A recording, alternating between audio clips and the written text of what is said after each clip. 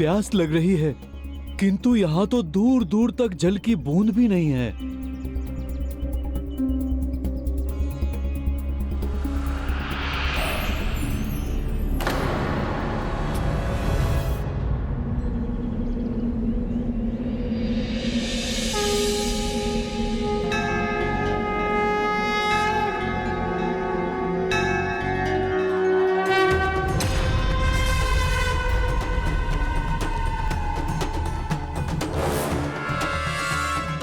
अब और प्रतीक्षा नहीं।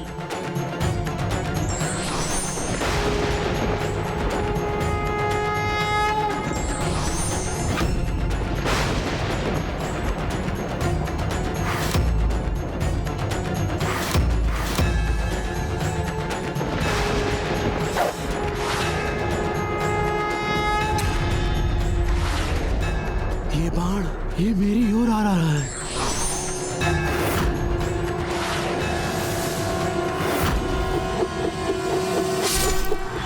नहीं नहीं नहीं, ये मेरा भविष्य नहीं हो सकता।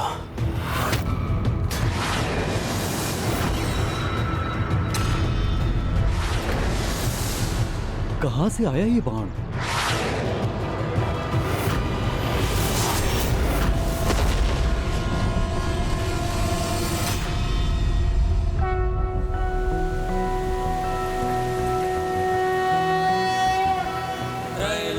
पूजिते देवी कमले विष्णु वल्लभे यथा त्वमचल कृष्णे तथा भवमयी स्थिरा।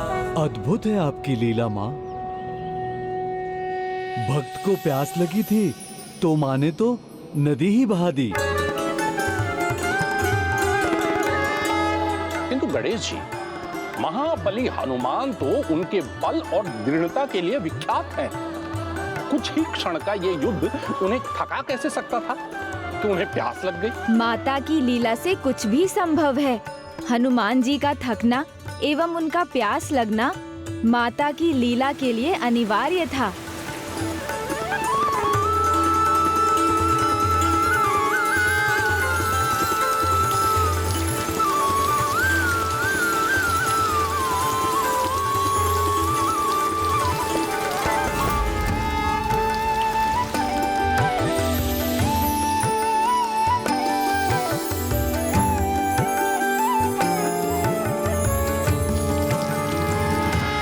प्रतीक्षा क्यों लांगुरिया जी? प्यास बुझाकर स्वयं को तृप्त कीजिए। धन्यवाद माता, धन्यवाद।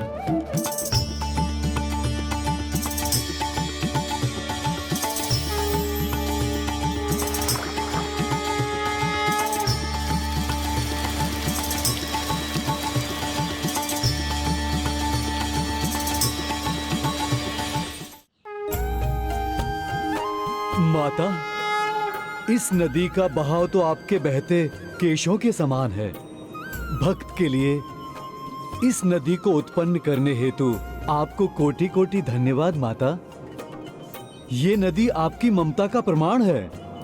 इस नदी को बाल गंगा के नाम से पुकारा जाएगा। बाल गंगा के नाम से पुकारा जाएगा, या बाण के कारण उत्पन्न होने के कारण ये जगत में बाण गंगा के नाम से विख्यात होगी। इतना ही नहीं, महाबली हनुमान की प्यास संसार के सभी भक्तों की भक्ति की प्यास का प्रतीक है, और उन्हें तृप्त करना मेरा कर्तव्य है। अपितु जो भक्त श्रद्धा से इसमें डुबकी लगाएगा उसके सभी पाप मिट जाएंगे।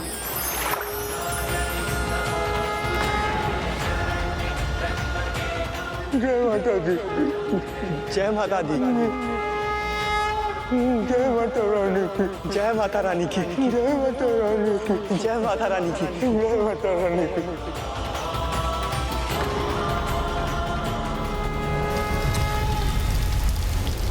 नहीं नहीं, स्वयं को इस जल से दूर रखेगा भैरव। माता का आशीर्वाद तो वही पाता है जो उसे पाना चाहता है। ये दोनों ही अपने पथ पर अडिग हैं मां, किंतु मां, पृथ्वी और आकाश का भेद है दोनों में। एक ओर भक्ति के सागर में डूबा श्रीधर है, तो दूसरी ओर ये भैरव, ये अडिग है कुपथ पर चलने के लिए, जिसके कारण ये अपना सर्वस्व नाश करने जा रहा है।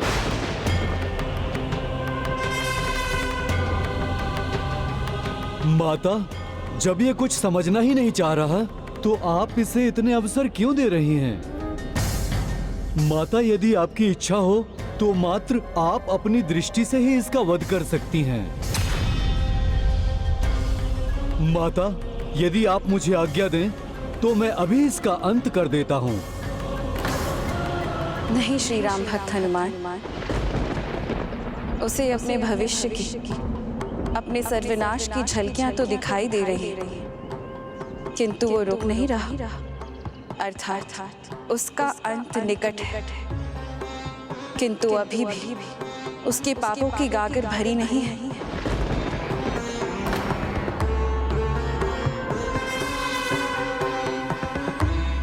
ओम श्री वैष्णवी नमः। ओम श्री वैष्णवी नमः। मुझे प्रतीक्षा करनी होगी। भैरव के पापों की गागर भरने की भी और श्रीधर की तपस्या पूर्ण करने की भी। तभी मैं दुष्ट को उसकी दुष्टता का दंड और एक भक्त को उसकी भक्ति का फल दे सकती हूँ। इसलिए इस माँ का कठिन कर्तव्य है अपनी प्रतीक्षा के अंत तक एक को उद्दंडता करते देखना और दूसरे को घोर तपस्या करते।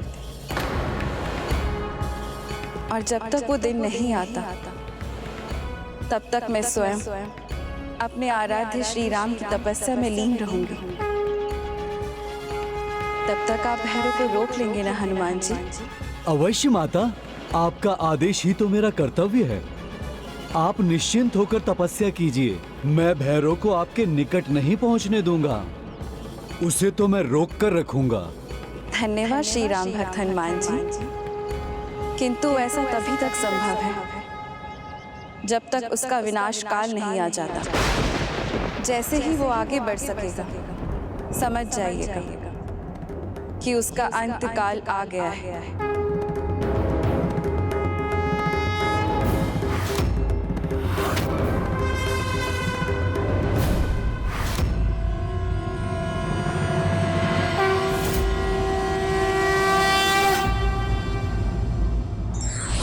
ईश्वर की शक्ति उनको ही प्राप्त होती है जो अहंकार और लालच का त्याग कर केवल भक्ति का मार्ग चुनते हैं।